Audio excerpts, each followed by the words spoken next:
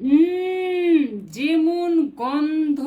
কোরবানির ঈদ মানে গরুর মাংসের বিশেষ রান্না। আজ তৈরি করব এমন একটি রান্না, ঘরে থাকা মশলা দিয়ে কিভাবে তৈরি করেছি গরুর মাংসের শাহী কোরমা। চলুন দেখে আসি। আজকের আয়োজন বিফ কোরমা। এখানে আমি 1 কেজি রেগুলার কাট করা গরুর মাংস নিয়েছি। আছে, চর্বি আছে, তেল আছে। কোরমা একটু হাড্ডি চর্বি তেলযুক্ত মাংস নিলে ভালো হয়। এর জন্য আমি একটা মশলা তৈরি করব। এখানে আমি যা নিয়েছি 1 কেজির পরিমাণে নিয়েছি। 3 টুকরা দারচিনি আছে, 2টা বড় এলাচ আছে, 5টা ছোট এলাচ আছে, হাফ চামচ গোলমরিচ আছে, 5টা লং নিয়েছি, 1 টেবিল চামচ আদা বাটা, 2টা তেজপাতা, 10-12টা কিশমিশ, 2 চামচ রসুন বাটা, 1 চামচ জিরা বাটা, সমান করে 1 টেবিল চামচ ধনে আর 1 টেবিল চামচ চীনাবাদাম নিয়েছি। এগুলো আমি সব এখন বেটে নেব বা গুঁড়ো করে নেব। আর বাকি উপকরণ নিয়ে আমি চলে আসছি। মশলা বাটা হয়ে গেছে, আমি এখন গোস্ত ম্যারিনেট করব। এখানে 3 টেবিল চামচ টক দই আছে। এটা গোস্ত যেমন সফট করবে, মশলাগুলো ঢুকবে গোস্তর ভেতরে। আর টক দই আমরা সবাই বাসায় তৈরি করতে পারি, এটা আমরা সবাই জানি। লবণ দিলাম পরিমাণ মতো, আদা রসুন বাটা, বাদাম বাটা, যে মশলাটা দেখিয়েছিলাম সেই মশলা বাটা, 1 চামচ ঘি দিলাম। এতে করে মশলাটা সেট হবে সুন্দর করে, ফ্লেভারও সুন্দর আসবে। ঘিও আমরা সবার বাসায় থাকে, সবাই বানাতে পারি। এখন আমি সব মশলা দিয়ে গোস্তগুলো 10 মিনিট মেখে নেব। মেখে নেওয়ার পরে এই কাজটা কিন্তু অবশ্যই করতে হবে, তাহলে গোস্তটা যেমন খেতে ভালো লাগবে আর মশলাগুলো সুন্দরভাবে গোস্তর ভেতরে ঢুকে যাবে। এখন হাত দিয়ে আমি 10 মিনিট ধরে গোস্তগুলো মেখে নেব। মেখে আমি ম্যারিনেট করব। সময় থাকলে 1 রাত রাখবো, না থাকলে 4-5 ঘন্টা রাখবো। তো আমি হাত দিয়ে মাখার পরে গোস্তগুলো ম্যারিনেট করে রেখে দেব। মাংস ম্যারিনেট করা হয়ে গেছে, আমি সব উপকরণ নিয়ে রান্নায় চলে এলাম। কড়াই বসিয়ে দিয়েছি, কড়াই গরম হয়ে গেছে। আমি পরিমাণ মতো তেল দিলাম, 1 কাপ পেঁয়াজ দিলাম। যেহেতু আমি ম্যারিনেটের সমস্ত মশলা দিয়েছি, এখানে আমি পেঁয়াজের যেন গন্ধটা না হয় সেজন্য একটা তেজপাতা, একটা সাদা এলাচ, একটা দারচিনি দিলাম।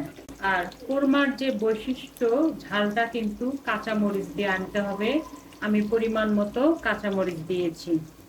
পেঁয়াজ বেশি ভাজবো না, হালকা একটু ভেজে নেব, যেন পেঁয়াজের গন্ধটা না থাকে। পেঁয়াজ ভাজা হয়ে গেছে, আমি এখন ম্যারিনেট করা মাংসগুলি দিয়ে দিলাম।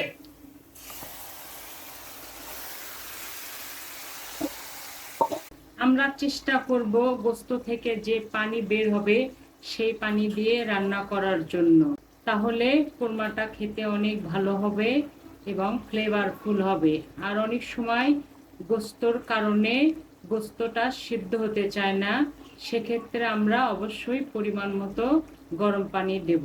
তো দেখি ইনশাল্লাহ কতটুকু পানি বের হয়। আমি কষাতে থাকি। আর এই রান্না কিন্তু জোরে কষানো যাবে না বা জোরে জাল দেওয়া যাবে না, আস্তে আস্তে জাল দিয়ে গোস্তটাকে সিদ্ধ করে পুরো রান্নার প্রসেসে নিয়ে আসতে হবে। ঢেকে দিলাম। ফিরে এলাম 12-13 মিনিট পরে। আমার গোস্ত থেকে এরকম পানি বের হয়ে এসেছে।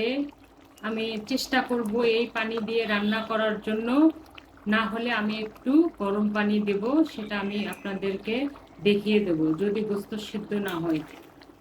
আশা করছি সিদ্ধ হবে। আমার জাল এখনো মিডিয়ামে আছে, আমি মিডিয়ামে দেব, লো দেব, মাঝামাঝি দেব, এভাবেই রান্না করতে থাকবো। ফিরে এলাম প্রায় 30 মিনিট পরে। জালটা আমি 3 স্তরে রেখে রান্না করেছি, মিডিয়াম, লো, একদম মৃদু আছে। তো আমাদের গোস্ত সিদ্ধ হয়ে গেছে। আর লং টাইম ম্যারিনেটের কারণে পানি লাগেনি, ওই পানি দিয়ে ইনশাল্লাহ সিদ্ধ হয়ে গেছে। আমি অনেক নাড়াচাড়া করেছি যেন লেগে না যায়। তেল ভেসে উঠেছে। আর রান্না করতে করতে গোস্তর কালারটা একটু চেঞ্জ হয়ে গেছে। কোরমার কালার যেহেতু সাদা, তো এর সাদা কালারের জন্য আমি এখানে হাফ কাপ দুধের মধ্যে হাফ কাপ পানি মিক্স করে দিয়ে দিলাম।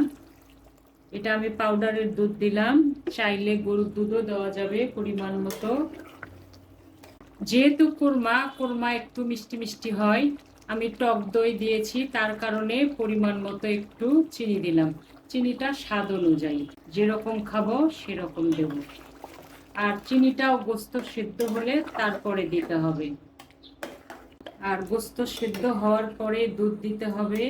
আর আমার বাসায় একটু নারকেল ছিল, আমি 2 টেবিল চামচ নারকেল বাটা দিলাম। বাকি রান্নাটুকু আমি মিডিয়াম টু লো হিটে করে দিলাম। তেল ভেসে উঠলে আমি ফিরে আসব। ফিরে এলাম প্রায় 15 মিনিট পরে। রান্না আমাদের কমপ্লিট, তেল ভেসে উঠেছে। আমি এ পর্যায়ে 1 চামচ ঘি দিলাম, ফ্লেভারটা সুন্দর এবং টেস্ট হওয়ার জন্য।